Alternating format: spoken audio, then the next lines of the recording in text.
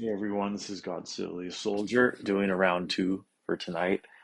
And for this short, I want to talk about how people stereotypically want to be like David, like King David, right? They want to be a man or a woman after God's own heart. Um, and usually, what they mean by this is that they want to slay giants in their life.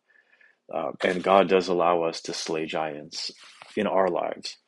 Um, but the thing is they focus on that aspect of the sort of peak, the heroic arc, right, of that, you know. Um, but rarely will you hear someone say that they want to be like David because they also want to say, "Oh, how I love thy law. It is my meditation, the day and the night, all day and all night."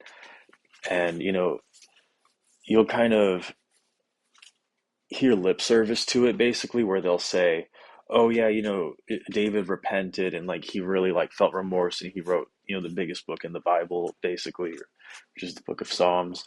Um, and he had like a lot of prophetic visions and stuff, and he had this very adventurous life.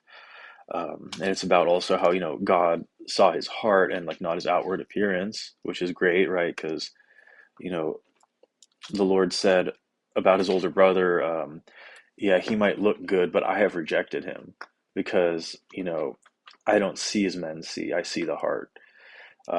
But I want, again, to push the message that um, really examine what the root of the message of most of these stories are in the Bible.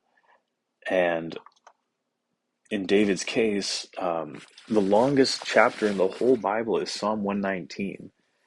It's over 120 verses at least. And the whole topic of it is about God's law and how great David says God's law is and how much peace it gives people who follow it.